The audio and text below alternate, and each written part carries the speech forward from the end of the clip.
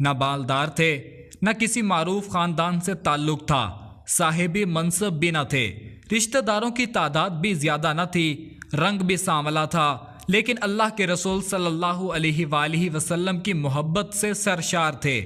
بھوک کی حالت میں پھٹے پرانے کپڑے پہنے اللہ کے رسول کی خدمت میں حاضر ہوتے، علم سیکھتے اور صحبت سے فیض یاب ہوتے۔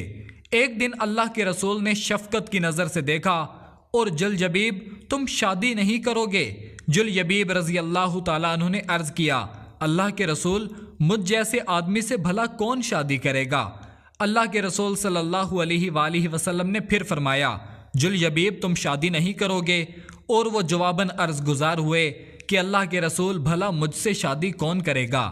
نہ مال نہ جاہ و جلال۔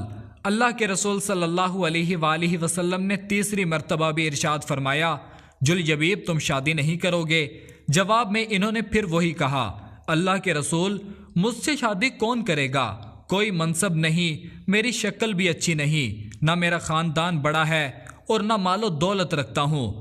اللہ کے رسول صلی اللہ علیہ وآلہ وسلم نے ارشاد فرمایا، فلاں انصاری کے گھر جاؤ اور ان سے کہو کہ اللہ کے رسول تمہیں سلام کہہ رہے ہیں اور فرما رہے ہیں کہ اپنی بیٹی سے میری شادی کر دو۔ جلجبیب خوشی خوشی اس انصاری کے گھر گئے اور دروازے پر دستک دی۔ گھر والوں نے پوچھا کون؟ کہا جلجبیب۔ گھر کا مالک باہر نکلا، جلجبیب کھڑے تھے۔ پوچھا کیا چاہتے ہو؟ کدھر سے آئے ہو؟ کہاں؟ اللہ کے رسول نے تمہیں سلام بھجوایا ہے۔ یہ سننے کی دیر تھی کہ گھر میں خوشی کی لہر دوڑ گئی۔ اللہ کے رسول نے ہمیں سلام کا پیغام بھجوایا ہے۔ ارے یہ تو بہت ہی خوش بختی کا مقام ہے کہ ہمیں اللہ کے رسول نے سلام کہا بھیجا ہے۔ جلجبیب کہنے لگے آگے بھی سنو، اللہ کے رسول صلی اللہ علیہ وآلہ وسلم نے تمہیں حکم دیا ہے کہ اپنی بیٹی کی شادی مجھ سے کر دو۔ صاحب خانہ نے کہا ذرا انتظار کرو، میں لڑکی کی ماں سے مشورہ کر لوں۔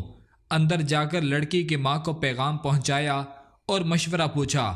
وہ کہنے لگی نا نا نا، قسم اللہ کی میں اپنی بیٹی کی شادی ایسے شخص سے نہیں کروں گی، نہ خاندان نہ شہرت نہ مال و دولت۔ ان کی نیک سیرت بیٹی بھی گھر میں ہونے والی گفتگو سن رہی تھی اور جان گئی تھی کہ حکم کس کا ہے، کس نے مشورہ دیا ہے۔ سوچنے لگی اگر اللہ کے رسول اس رشتہ داری پر راضی ہیں تو اس میں یقیناً میرے لیے بھلائی اور فائدہ ہے۔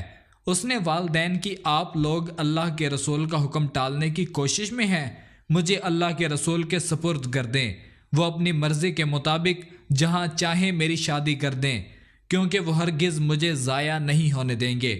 پھر لڑکی نے اللہ تعالیٰ کے اس فرمان کی تلاوت کی، اور دیکھو کسی مومن مرد و عورت کو اللہ اور اس کے رسول کے فیصلے کے بعد اپنے امور میں کوئی اختیار باقی نہیں رہتا۔ لڑکی کا والد اللہ کے رسول کی خدمت میں حاضر ہوا اور عرض کی، اللہ کے رسول آپ کا حکم سر آنکھوں پر، آپ کا مشورہ، آپ کے حکم قبول میں شادی کے لیے راضی ہوں۔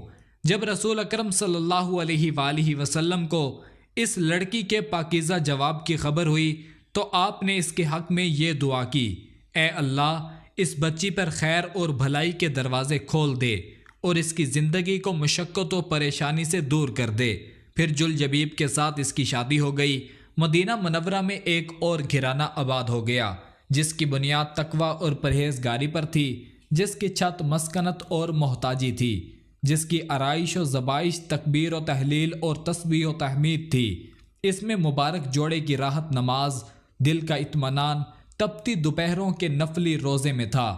رسول اکرم صلی اللہ علیہ وآلہ وسلم کی دعا کی برکت سے یہ شادی خانہ آبادی بڑی ہی برکت والا ثابت ہوئی۔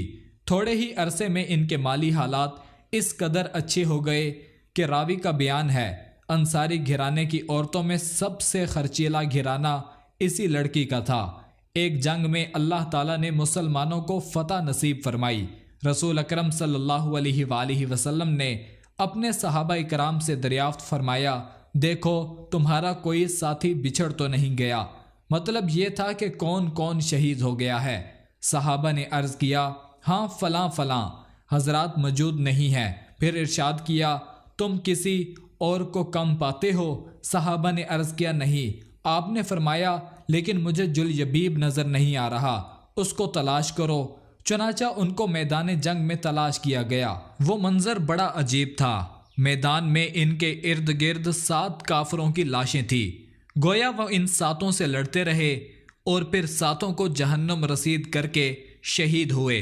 اللہ کے رسول کو خبر دی گئی، رؤوف و رحیم پیغمبر تشریف لے آئے، اپنے پیارے ساتھی کی لاش کے پاس کھڑے ہوئے، منظر کو دیکھا، پھر فرمایا اس نے 7 کافروں کو قتل کیا، پھر دشمنوں نے اسے قتل کر دیا، یہ مجھ سے ہے اور میں اس سے ہوں۔ پھر آپ نے اپنے پیارے ساتھی کو اپنے ہاتھوں میں اٹھایا، اور شان یہ تھی کہ اکیلے ہی اس کو اٹھایا ہوا تھا، صرف آپ کو دونوں بازوؤں کا سہارا میسر تھا۔ جلیبیب رضی اللہ تعالیٰ عنہ کے لیے قبر کھودی گئی، پھر نبی کریم صلی اللہ علیہ وآلہ وسلم نے اپنے دست مبارک سے انہیں قبر میں رکھا۔ مزید اسی طرح کی ویڈیوز دیکھنے کے لیے چینل کو ضرور سبسکرائب کریں۔